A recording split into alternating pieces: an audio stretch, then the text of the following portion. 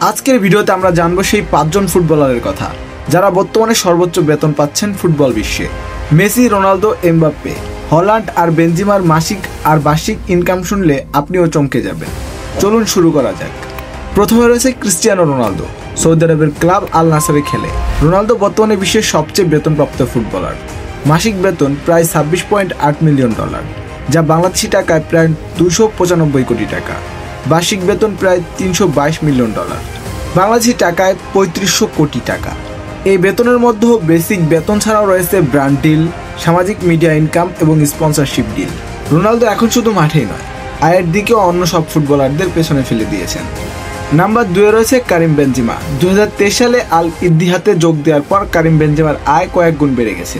মাসিক বেতন প্রায় $18.3 মিলিয়ন, বাংলা টাকায় 200 কোটি টাকা। বার্ষিক বেতন রয়েছে $221 মিলিয়ন, প্রায় 2400 কোটি টাকা।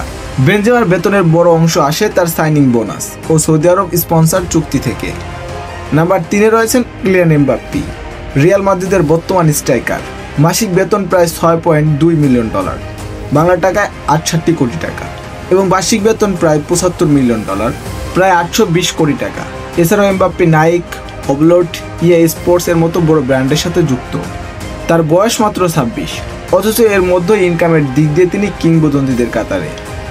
নাম্বার 4-এ রয়েছেন লিওনেল মেসি। মেসি বর্তমানে খেলছেন মেজর লিগ সকার MLS এর ক্লাব ইন্টার মায়ামিতে। যদি ইউরোপ বা সৌদির মতো উচ্চ বেতন নেই, তবে ইনকামের উৎস অনেক বৈচিত্র্যময়। মাসিক বেতন প্রায় $3.3 মিলিয়ন, যা বাংলা টাকায় 36 কোটি টাকা। বার্ষিক বেতন প্রায় $40 মিলিয়ন, প্রায় 440 কোটি টাকা।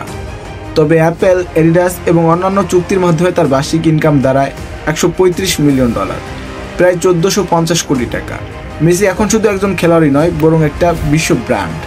2025 সালের হিসেবে মেসি স্পন্সরশিপের দিক থেকে প্রতি বছরে প্রায় $900 মিলিয়ন আয় করে, যা বাংলাদেশি টাকায় প্রায় 960 কোটি টাকা। এডিডাস, অ্যাপেল এমন অসংখ্য গ্লোবাল ব্র্যান্ডের অ্যাম্বাসেডর তিনি। শুধু এডিডাসের সাথে আজীবনের চুক্তি আছে, যার মূল্য একাই কয়েকশো মিলিয়ন ডলারে দাঁড়ায়। এমনকি অ্যাপেল টিভি এর সঙ্গে ইন্টার মায়ামির মিডিয়া রাইটস নিয়েও তিনি বর্তমান বিপুল পরিমাণে আয় করছেন। স্পন্সরশিপ ইনকামের দিক দিয়ে কিলিয়ান এমবাপ্পে, রোনালদো এবং হল্যান্ডও পিছিয়ে নেই। তবে ব্র্যান্ড ভ্যালু, ইমেজ ও গ্লোবাল ফ্যান বেস মিলিয়ে এখন পর্যন্ত মেসি সবার উপরে।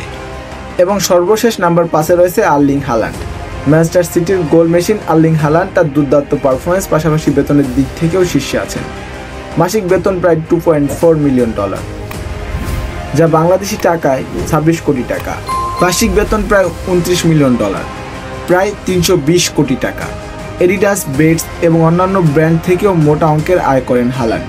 মাত্র 25 বছর বয়সে এত ইনকাম, এত গোল, নিঃসন্দেহে হল্যান্ড ভবিষ্যতের মহাতারকা। তাহলে দেখলেন কেমন অবিশ্বাস্য ইনকাম করেন এই 5 ফুটবল তারকা। এরা শুধু মাঠে খেলাই নয়, মাঠের বাইরে কোটি কোটি টাকা ইনকাম করেন। কমেন্টে জানিয়ে দিন এদের মধ্যে সবচেয়ে আপনি কাকে বেশি পছন্দ করেন এবং কেন। আর যদি ভিডিওটি ভালো লাগে তাহলে লাইক দিন, শেয়ার করুন এবং আপনি যদি একজন ফুটবল প্রেমী হয়ে থাকেন অবশ্যই আমাদের চ্যানেলটিকে সাবস্ক্রাইব করে যাবেন। ধন্যবাদ।